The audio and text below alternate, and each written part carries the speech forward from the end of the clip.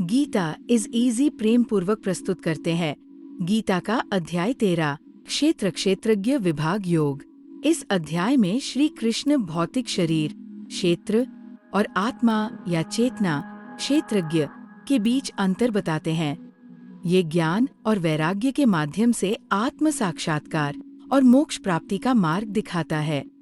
हमें उम्मीद है कि यह आपके जीवन में उपयोगी होगा।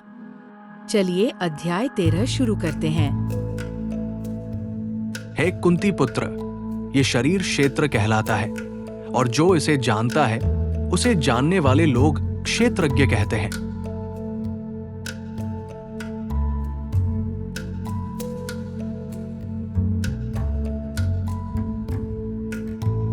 हे भारतवंशी, तुम मुझे समस्त क्षेत्रों में क्षेत्रज्ञ जानो।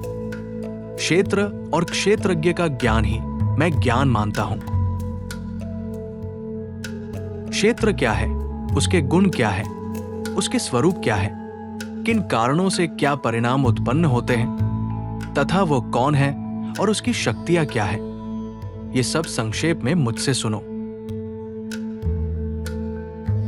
इस सत्य को ऋषियों ने अनेक प्रकार से विभिन्न विशिष्ट मंत्रों में तर्क और विश्वास से परिपूर्ण ब्रह्म सूचक अंशों में गाया है।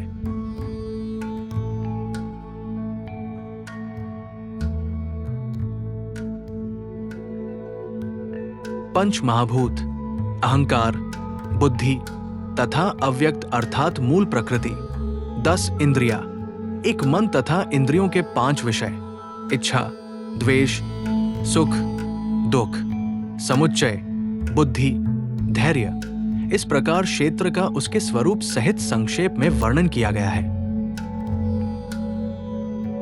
नम्रता, सरलता, अहिंसा, धैर्य, सत्यनिष्ठा, गुरु की सेवा, पवित्रता, स्थिरता और आत्मनियंत्रण, इंद्रिय विषयों का त्याग और अहंकार का अभाव, जन्म, मृत्यु, बुढ़ापा, बीमारी और दर्द की बुराइयों पर चिंतन, अनासक्ति, पुत्र, पत्नी, घर तथा अन्य चीजों से स्वयं की पहचान न करना तथा वांछनीय तथा अवांछनीय चीजों के घटित होने पर भी निरंतर संभाव रखना, अविच्छेद योग द्वारा मुझमें अविचल भक्ति, एकांत स्थानों का आश्रय, मनुष्यों की संगति से अरुचि, आध्यात्मिक ज्ञान का निरंतर प्रयोग, सच्चे ज्ञान के अंत की समझ, इसे ज्ञान घोषित किया गया है और जो इसके विपरीत है वो अज्ञान है। मैं उस जानने योग्य वस्तु का वर्णन करूंगा जिसे जानकर मनुष्य अमरता को प्राप्त होता है, उस अनादि परम ब्रह्मा को।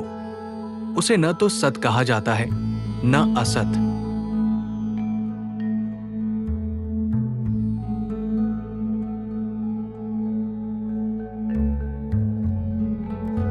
वो जो सर्वत्र हाथ और पैर रखता है, सर्वत्र आंखें, सिर और मुंह रखता है, ब्रह्मांड में सर्वत्र कान रखता है, वो सब में व्याप्त है।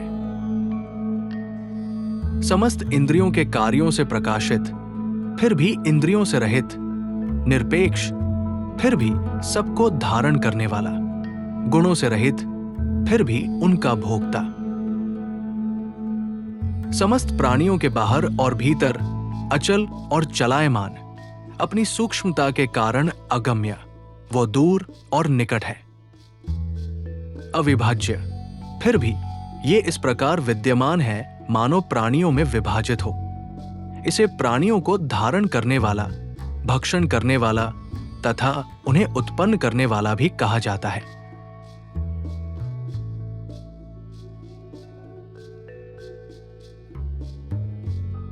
वो ज्योतियों का भी प्रकाश है जो अंधकार से परे है, ज्ञान है तथा जानने योग्य एक ही वस्तु है, ज्ञान का लक्ष्य है जो सबके हृदय में निवास करता है। इस प्रकार क्षेत्र, ज्ञान और जानने योग्य वस्तु संक्षेप में कही गई है। ऐसा जानकर मेरा भक्त मेरी गति के योग्य है। तू ये जान कि प्रकृति और पुरुष दोनों अनादि है, और ये भी जान कि सभी विकार और गुण प्रकृति से उत्पन्न होते हैं।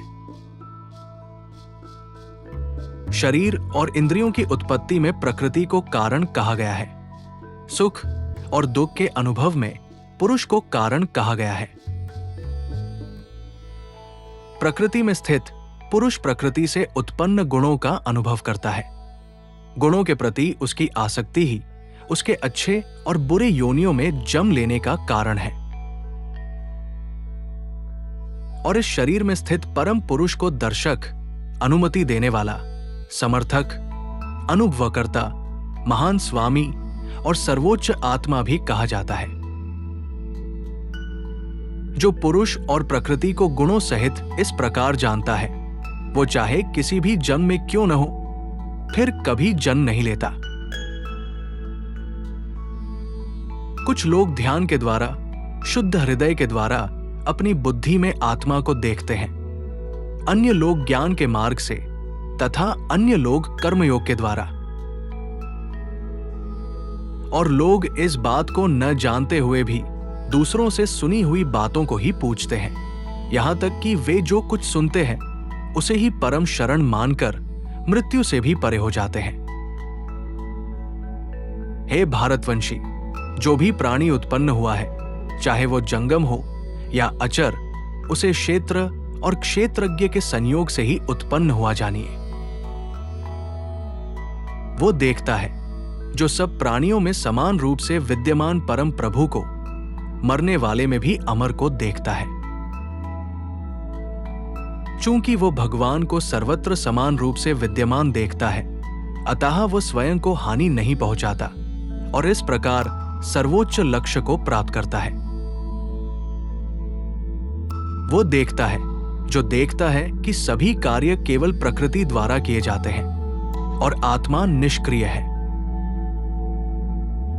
जब वो एक में ही निहित सभी प्राणियों की पृथक सत्ता तथा उसी से उनका विस्तार देखता है, तब वो ब्रह्मा बन जाता है। हे कुंती पुत्र, ये परम आत्मा अनादि और गुणों से रहित होने के कारण अपरिवर्तनशील है। यद्यपि ये शरीर में स्थित है, फिर भी ये न तो कार्य करता है और न ही इससे प्रभावित होता है। जैसे सर्वव्यापी आकाश अपनी सूक्ष्मता के कारण कलंकित नहीं होता, उसी प्रकार शरीर में सर्वत्र विद्यमान आत्मा भी कलंकित नहीं होती। जैसे एक सूर्य इस सारे जगत को प्रकाशित करता है, वैसे ही है भारतवंशी, इस क्षेत्र में निवास करने वाला समस्त क्षेत्र को प्रकाशित करो।